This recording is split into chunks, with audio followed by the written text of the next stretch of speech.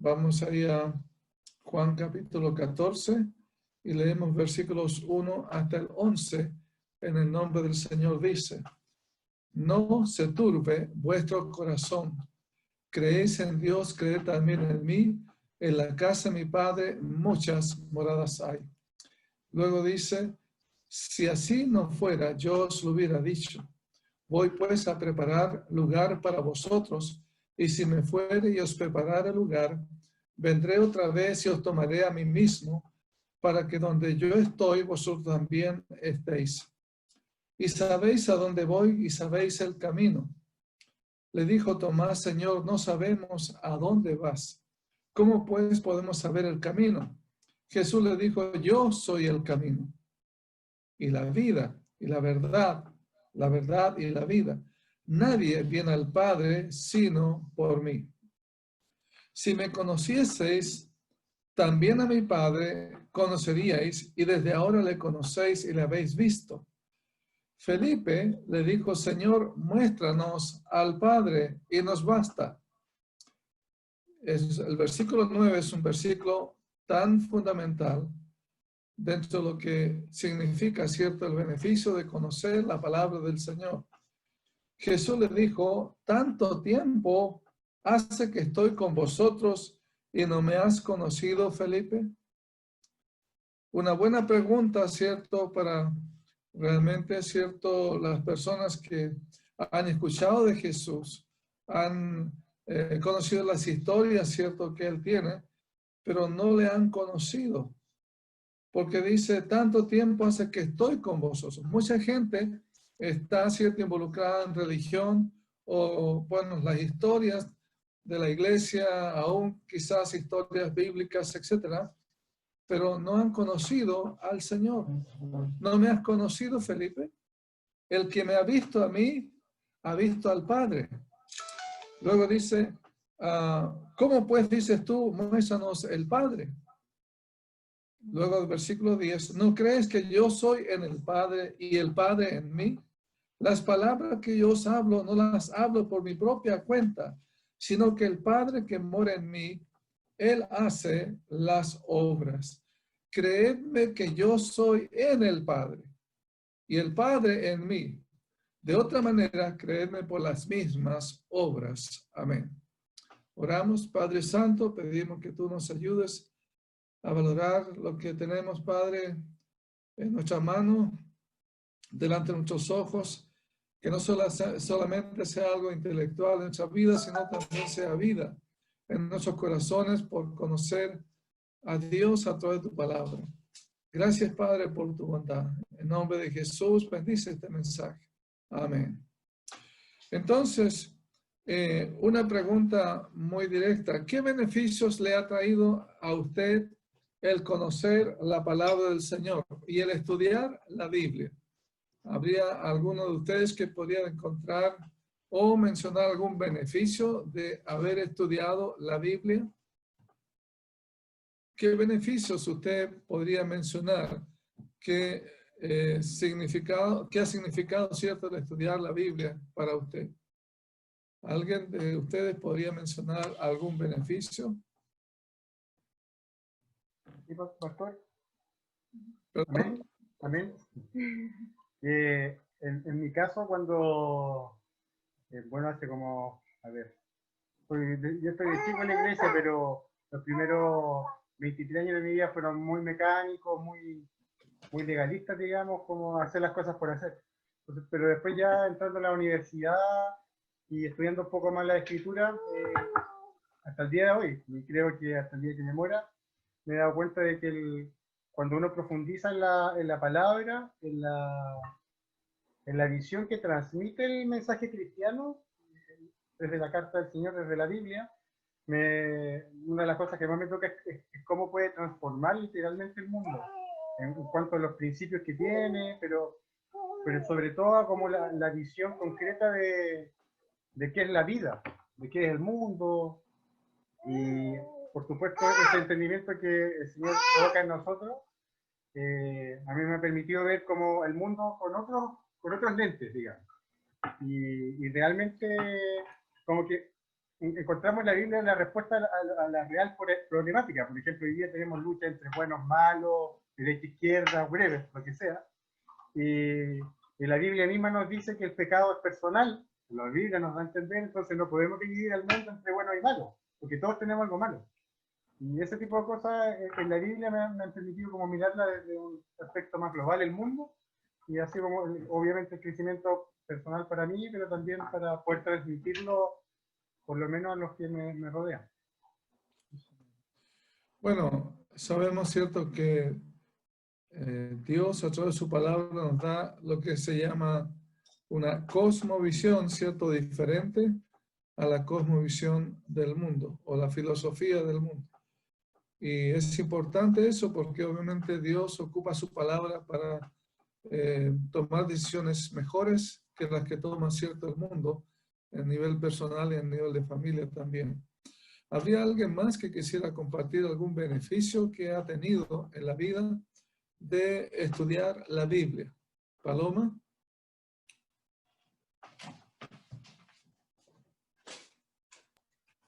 Bueno, un beneficio literal que pude obtener de la palabra del Señor en alguna época de mi vida.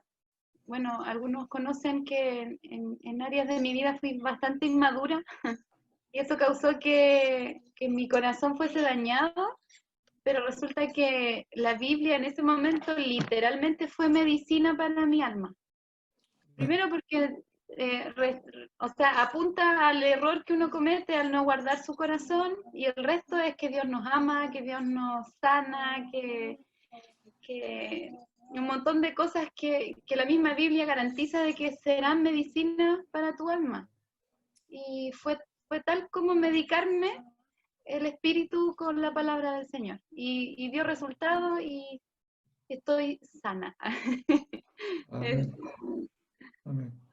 Bien, gracias. Yo quiero apuntar por lo menos a 4 beneficios. Hay muchos más que la Biblia, cierto, nos da de una manera directa en cuanto a por qué nosotros podemos tener beneficios o los beneficios que tenemos, cierto, de conocer y estudiar la Biblia.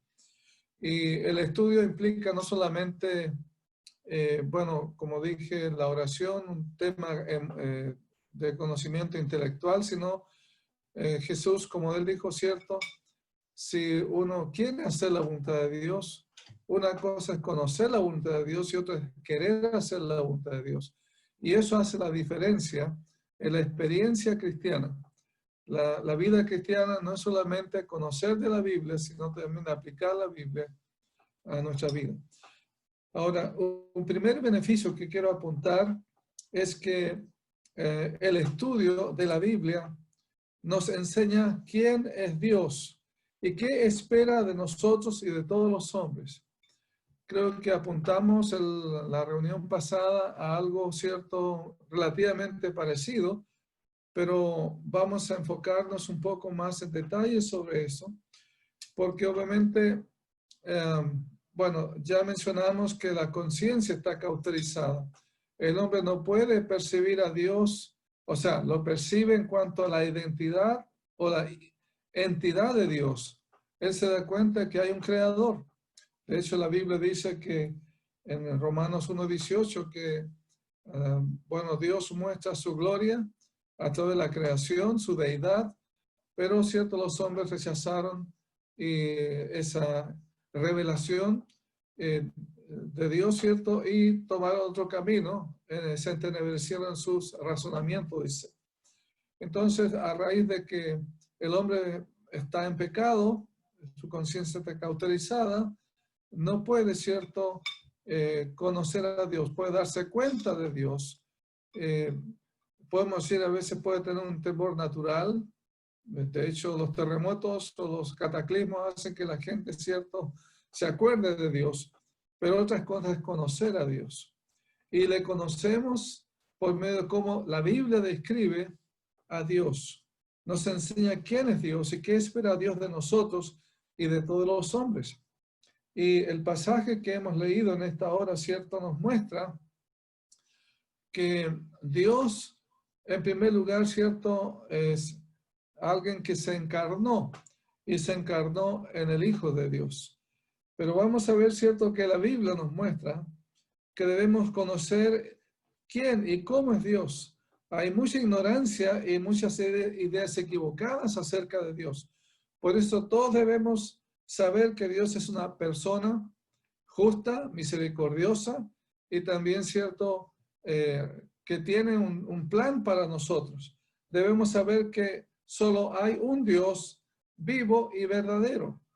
Y debemos saber qué es lo que ha dicho Dios de sí mismo. También cómo debemos adorarle y servirle. Nos vamos, cierto, a las noticias, al Corán, o cierto, a la ley del hombre para conocer quién es Dios y cómo adorarle. Vamos a la Escritura. Entonces debemos saber que Dios nos ama, también nos cuida. Debemos saber que Dios es muy fiel y por eso siempre cumple con sus promesas. También debemos saber que Él es justo y que el pecado y la maldad no le agradan y que va a castigar, ¿cierto?, al que siga pecando contra Él. Todo esto, ¿cierto?, nos enseña del carácter de Dios. Así que la Biblia habla de Dios y nos enseña quién es nuestro Padre. Una cosa muy importante en cuanto a saber quién es Dios es conocer y creer que Jesús es el único Hijo de Dios. El Señor Jesús. Vemos, cierto, nuestro texto en esta hora. Si nosotros nos acordamos de lo que leímos, la Biblia dice que obviamente Jesús manifiesta la deidad plena del Padre. Y no sé si recordamos, cierto, lo que leímos, donde el Señor dice a Felipe, versículo 8 dice, le dijo, Señor, muéstranos al Padre y nos basta. Jesús le dijo, tanto tiempo hace que estoy con vosotros y no me has conocido, Felipe. Una buena pregunta, ¿cierto?, para cada uno que no ha experimentado, ¿cierto?, la presencia del Señor en su vida. Y no estamos hablando de algo místico, estamos hablando de una cosa real. Cuando Dios entra al corazón del hombre, hace una transformación en su corazón. Y la Biblia dice, el que me ha visto a mí, Jesús claramente, realmente declara que Él es Dios encarnado, porque dice, el que me ha visto a mí, ha visto al Padre. El que me ha visto a mí, ha visto al Padre. Sabemos, cierto, que Dios es espíritu. A Dios nadie vio jamás, pero Dios, cierto, se encarnó en su Hijo para que nos conociéramos la perfección y también el amor que Él tiene por nosotros. Entonces, él pregunta a Felipe, ¿no crees que yo soy en el Padre y el Padre en mí? Las palabras que yo os hablo no las hablo por mi propia cuenta, sino que el Padre que mora en mí, Él hace las obras. Amén. Entonces, vemos aquí, cierto, que como leemos en el versículo 9, que Jesús es la imagen. De hecho, hay otro pasaje en el libro de Colosenses. Alguien puede buscar Colosenses 1:15. La Biblia dice que Él es la imagen del Dios invisible. Es la imagen visible, tangible del Dios invisible. Es la revelación completa de lo que es Dios. Y vemos, cierto, que Jesús explicó a Felipe que el que deseaba ver al Padre, el que deseaba conocer a Dios Padre, hay que conocerle, cierto, a Jesús, y equivale a conocer a Dios. El que conoce a Jesucristo puede, cierto, entender que también conoce a Dios. La búsqueda de Dios, de la verdad y de la realidad conducen a Jesús. Si alguien tiene Colosenses 1:15, puede leerlo y vamos a ver qué dice ahí, cierto, el apóstol Pablo particularmente. ¿Qué dice Colosenses 1:15? ¿Lo tiene alguien? Amén. Entonces, amén. ¿Puede leerlo? Colosenses 1:15, Él es la imagen de Dios invisible, el primogénito de toda creación. Amén. Hay un pasaje también, cierto, que es compañero, pero está en el libro de Hebreos, capítulo 1. Siempre me impacta este pasaje donde dice que Dios, habiendo hablado muchas veces y de muchas maneras, capítulo 1 del libro de Hebreos, versículo 1 en adelante. En otros tiempos, dice, a los padres por los profetas, o sea, a través de los padres, los patriarcas, ¿cierto? Luego, ¿cierto? Moisés y lo que Dios envió a través, ¿cierto? Aún de los jueces, luego, ¿cierto? Los profetas, todo eso fue un mensaje de Dios para que nosotros le buscáramos. Dice, Dios habiendo hablado muchas veces y de muchas maneras en otro tiempo a los padres por los profetas, en estos postreros días nos ha hablado por el Hijo, a quien constituyó heredero de todo y por quien asimismo hizo el universo. Sabemos que Dios creó el universo y Juan 1.1 dice que en el principio era el verbo y el verbo era Dios y el verbo era con Dios. Luego dice versículo 3, el cual, hablando de Jesús, siendo el resplandor de su gloria y la imagen misma de su sustancia. Luego, ¿quién sustenta todas las cosas con la palabra de su poder, habiendo efectuado la purificación de nuestros pecados por medio de sí mismo, se sentó a la diestra de la majestad en las alturas? Amén. Entonces, luego dice, hecho tanto superior a los ángeles cuanto heredó más excelente nombre que ellos. Amén. Entonces, hermanos, la Biblia dice, versículo 3, que Jesús es la imagen misma de su sustancia. Imagen, aquí tiene que ver, ¿cierto?, con carisma o carácter. Pero es el carácter del Padre Eterno en la sustancia. Entonces, Dios, hermano, a través de su palabra nos muestra el beneficio de conocerle en su carácter y también, cierto, en conocer a Dios a través de quien es el Hijo de Dios. Y de hecho mencionamos, cierto, lo que significaba la Trinidad en la reunión pasada. Dios es trino, Dios Padre, Hijo y Espíritu Santo. Y no hay manera de comprender, cierto, la personalidad de Dios, el carácter de Dios, sin conocer y estudiar la palabra del Señor.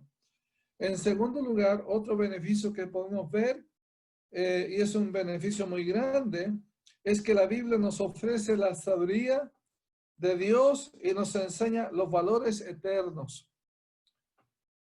Repito, otro beneficio más grande del estudio de la palabra de Dios es que la Biblia nos ofrece la sabiduría de Dios y nos enseña sobre los valores eternos.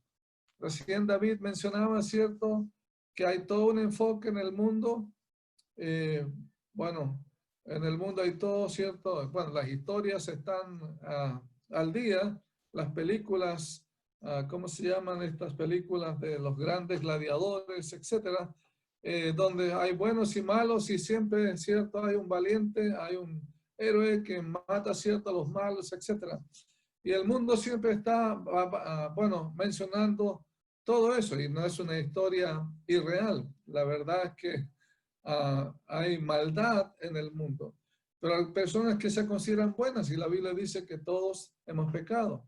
Es el diagnóstico que Dios tiene y Dios tiene la solución. La solución no es solamente la educación, ¿cierto? O el sistema económico mejor, etcétera. Bueno, sino tiene que ver con el problema del corazón del hombre. Entonces, la sabiduría de Dios consiste en entender el camino que Dios nos lleva a Dios y comprender el don de la salvación y el perdón de nuestros pecados. La sabiduría de Dios obviamente da como resultado una vida mejor, decisiones mejor, pero el punto inicial para comenzar una vida mejor es realmente reconocer su pecado, reconocer su condición pecaminosa y también reconocer el amor de Dios por nosotros. La Biblia nos habla que los valores eternos consisten no solo en entender y conocer estos valores eternos, sino también en recibirlos para nuestras propias vidas. Recordamos que el solo hecho de leer y conocer la Biblia no nos salva, pero nos da, cierto, la bendición de ser sabios para la salvación. ¿Se acuerda que dice la Biblia eso? Según de Timoteo capítulo 3, versículo 15. Dice la Biblia que cuando nosotros leemos y estudiamos la Biblia, nos hace sabios y nos enseña cómo ser salvos y agradar a Dios. Si usted no sabe cómo ser salvo, o si usted no sabe cómo expresarle a otra persona cómo ser salvo, use la Biblia y estudie la Biblia y anote ciertas verdades en la palabra de Dios, subráyela para que pueda dar a conocer la necesidad que el hombre tiene y también la solución que el hombre tiene. ¿Qué dice 2 Timoteo 3:15? Yo sé que es un pasaje que todos conocemos, que dice, y lo enfocamos también en nuestra reunión anterior. Dice que toda la escritura es inspirada por Dios y útil para varias cosas. Nombrémosla. Número 1, ¿alguien puede decirlo? Para enseñar, ¿para qué más? Redarguir, Para corregir y para instruir en justicia. Ahora, podemos quedarnos con todas esas cualidades de la palabra del Señor, pero el propósito es, dice, para hacernos sabios para salvación. Para salvación. Entonces Dios nos muestra, cierto, esta verdad aquí en 1 Timoteo capítulo 3, el versículo 15. Y recuerdo que Timoteo fue uno de los primeros en la segunda generación de cristianos. Timoteo fue uno de los primeros en la segunda generación de cristianos. ¿Por qué? Porque llegó a ser un cristiano no por medio de la predicación de un gran evangelista que hubiera predicado un tremendo sermón, no por Pablo ni por algún discípulo, cierto, de Jesús, sino debido a que su mamá y su abuela le enseñaron las Sagradas Escrituras desde que era niño. Yo sé que nosotros como padres no tenemos tanta disciplina y en cuanto, bueno, tenemos disciplina en llegar a tiempo al trabajo, tenemos disciplina para hacer las compras porque hay que preparar cierto el sustento, tenemos disciplina para muchas cosas, pero para hacer el pan espiritual, para proveer el pan espiritual a nuestra familia, nosotros tenemos grandes necesidades. Y obviamente un gran ejemplo tenemos en Loida, esta abuela, y obviamente su mamá también, ¿cierto? Que tiene una preocupación por instruir a su hijo Timoteo y a su nieto Timoteo para enseñarle la palabra del Señor. Yo sé que muchos realmente han entrado a una etapa de rechazar, qué sé yo, el tanto estudiar la Biblia, etcétera. Pero yo quiero decir que es un gran daño cuando uno, cierto, no tiene una disciplina de enseñanza de la palabra del Señor en la familia. Entonces, la labor de nosotros como padres es una importancia vital. El mundo tiene cualquier cantidad de influencia hoy día, como yo mencioné el domingo, usted usa un celular, ¿cierto? Ahora, y usted se mete a alguna aplicación y empiezan todos los, vamos a decir, usan términos más bien personal, ¿cierto? Los turururus a meterse a través de banner, mensajes por abajo, por arriba, aparece algo y de repente uno pincha ahí, pincha allá y se desconcentra de lo que quiere hacer. Y obviamente es todo un tema de emprendimiento, ¿cierto? De las empresas, a propósito, ¿cierto? De las empresas, ¿cierto? Detrás de, bueno, Google y estas gigantes que ofrecen los servicios para captar no solamente su atención, sino su plata. Y al final nos tienen como monigotes queriendo ir para un lado y para otro. Entonces, Dios quiere que nos concentremos en su palabra, pero para eso, ¿cierto? Hay que tener tiempo y tener disciplina, ¿ok? Entonces, tanto en casa como en la iglesia es necesario entender que enseñar a los niños es tan es tanto una oportunidad como una responsabilidad.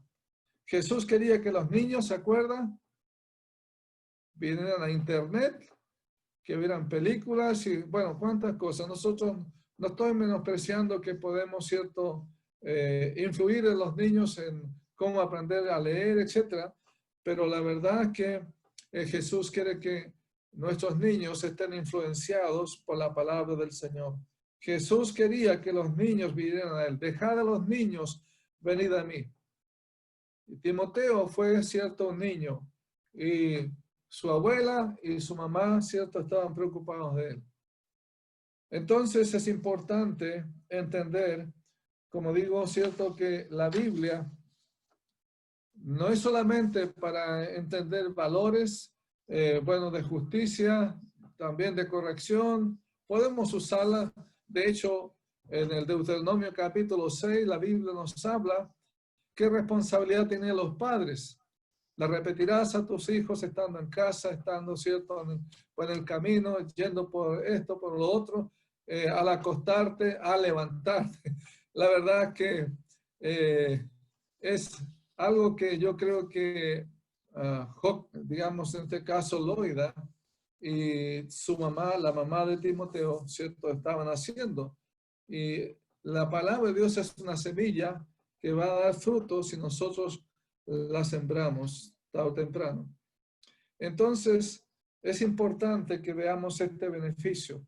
La Biblia también nos enseña no solamente a conocer a Dios en su carácter, su amor, su misericordia, su justicia, sino también nos enseña el camino a la salvación. Ahora, en tercer lugar, quiero mencionar que otra bendición que tenemos de conocer la palabra de Dios y estudiarla y creer en ella es que la Biblia nos enseña cómo tener la presencia de Dios en nuestras vidas. Jesús mismo promete la presencia de Dios a los que conocen y guardan su palabra.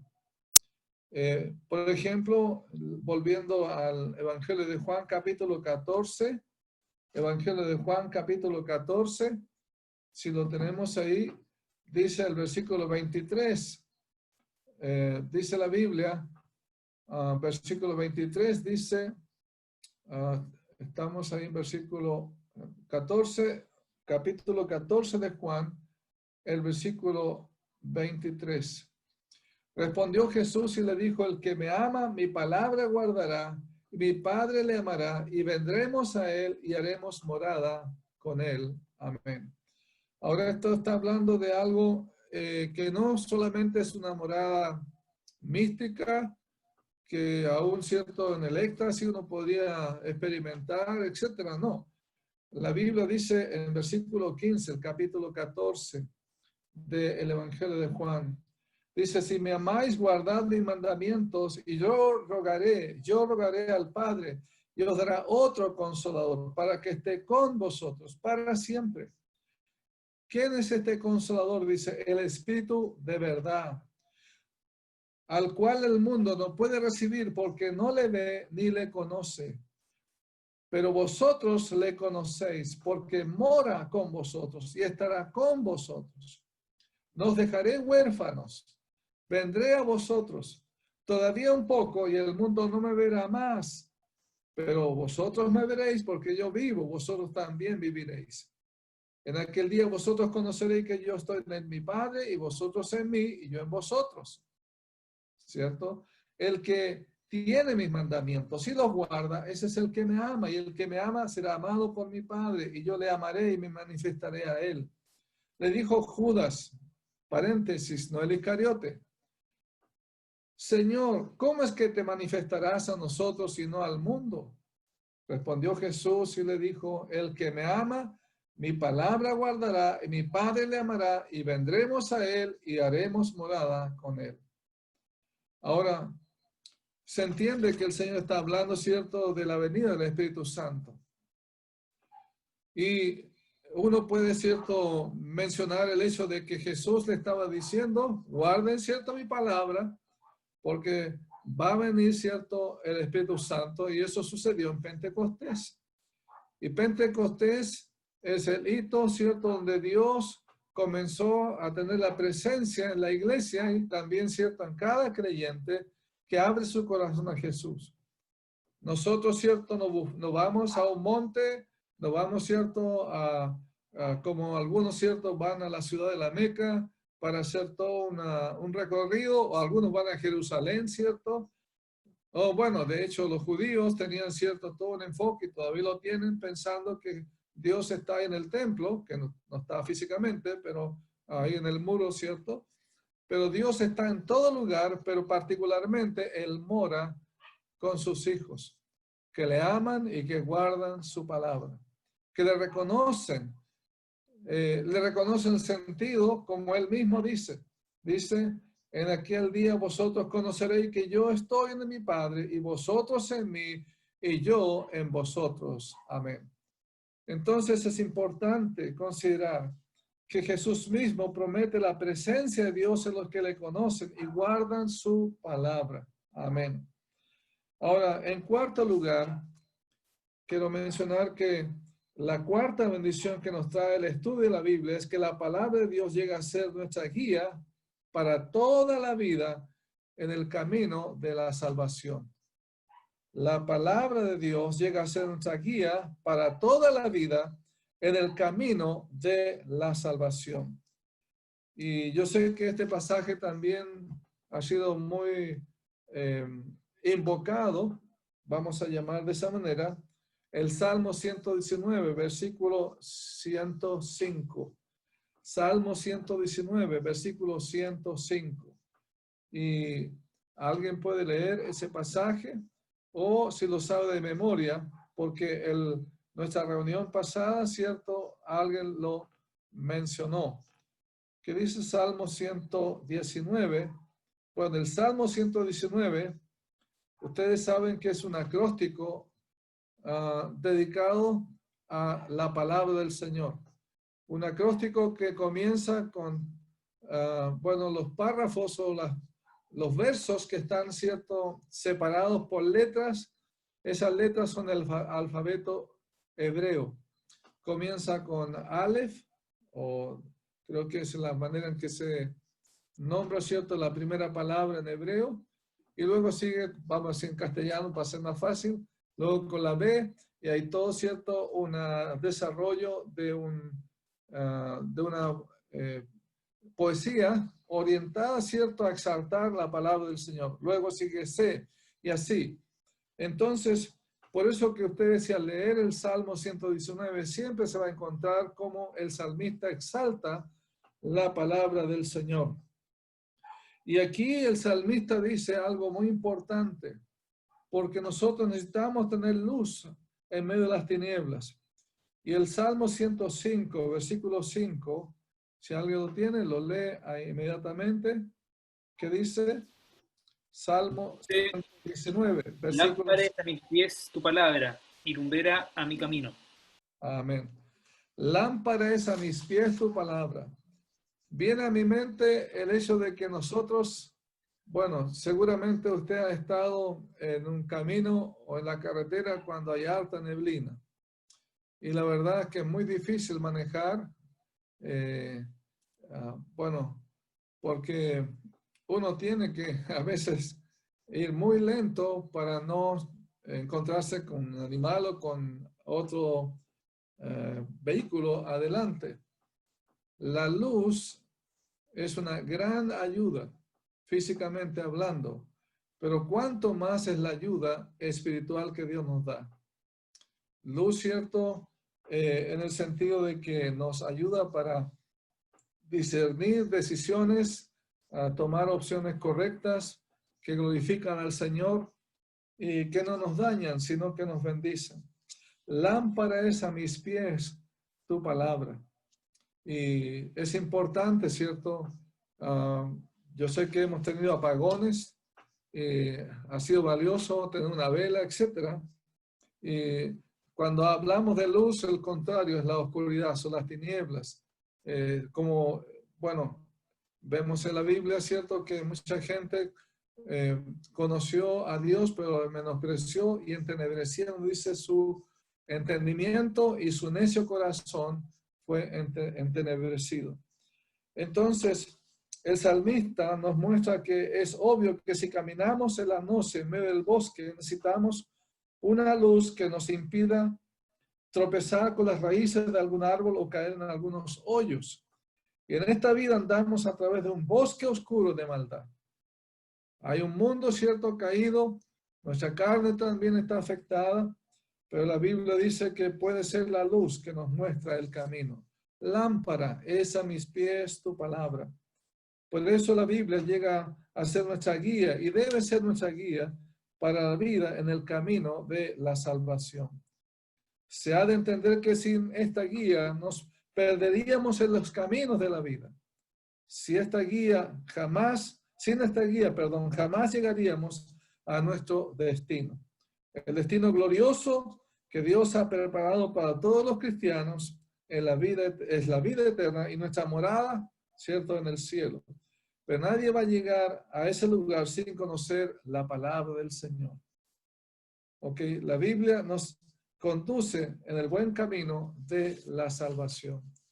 Entonces, hermanos, Dios nos ayude para no tropezar y quedarnos, cierto, postrados. Bueno, yo siempre digo, si somos hijos del Señor, nosotros vamos, cierto, realmente a permanecer como ovejas, no como cerdos. Realmente vamos a andar, cierto, limpios, con un corazón limpio, como el Señor dice. Entonces, es importante considerar estos 4 beneficios. Hay muchos más. La verdad es que la pregunta entonces, ¿estamos estudiando la Biblia?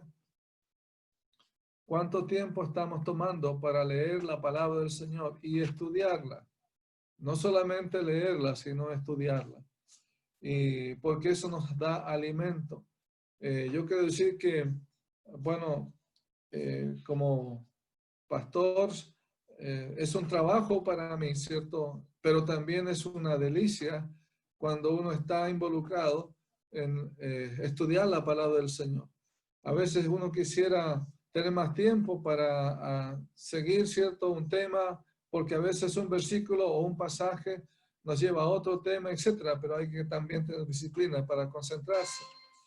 Pero es importante que en la comunión que tú debes tener con el Señor, tú tengas tiempo para leer la palabra. Fácil para comenzar a leer la Biblia y aún estudiarla es comenzar con los evangelios, particularmente el evangelio de Juan, luego, cierto, el libro de Romanos, luego el libro de Efesios, puede ir, cierto, luego el libro de Hebreos, y el libro de Hebreos les abre una gran ventana para luego, cierto, entrar a lo que es el Antiguo Testamento.